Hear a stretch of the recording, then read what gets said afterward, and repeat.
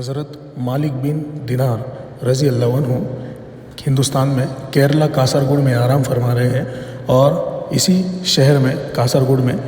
ہندوستان کی پہلی مسجد بھی تعمیر کی گئی ہے، جو ایک پیڑ کی لکڑی سے تعمیر ہوئی ہے، اور وہ مسجد سبحان اللہ اتنی بڑی ہے کہ اس میں 1000 سے بھی اوپر لوگ نماز ادا کر سکتے ہیں، اور وہ مسجد کاسرگوڑ میں موجود ہے۔ اور حضرت مالک بن دینار صحابہ اکرام کی یہ بہت ہی عظیم کرامات ہے۔ ایک مرتبہ حضرت مالک بن دینار رضی اللہ عنہ ایک کشتی میں سفر کر رہے تھے۔ جب کشتی عین مزدار یعنی کنارے کے پاس میں پہنچنے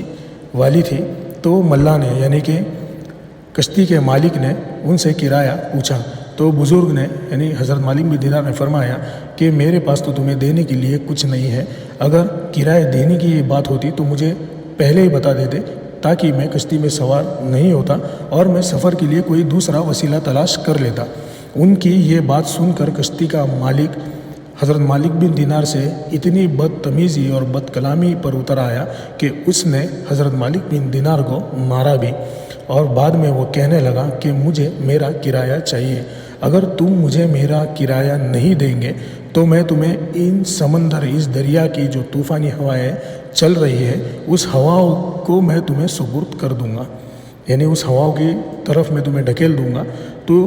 اس کشتی کے مالک کی یہ بات پوری ہونی ہی تھی کہ اللہ نے اس طریقے سے اتنا عظیم وہاں پہ کرشمہ نازل کیا کہ سمندر میں سے ساری مچھلیاں اوپر آئیں، اور وہ مچھلیوں کے منہ میں ہر ایک مچھلی کے منہ میں ایک ایک دینار موجود تھا۔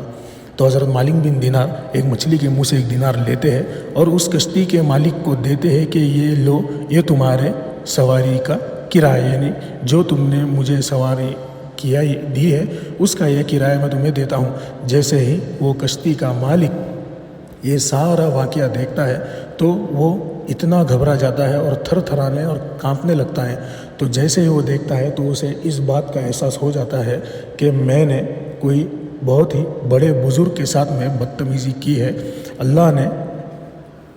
ان بزرگ کے لیے بھی اپنی کرامات نازل کی ہے، تو لگتا ہے کہ یہ کوئی بہت ہی بڑے بزرگ ہے۔ جب اسے اس بات کا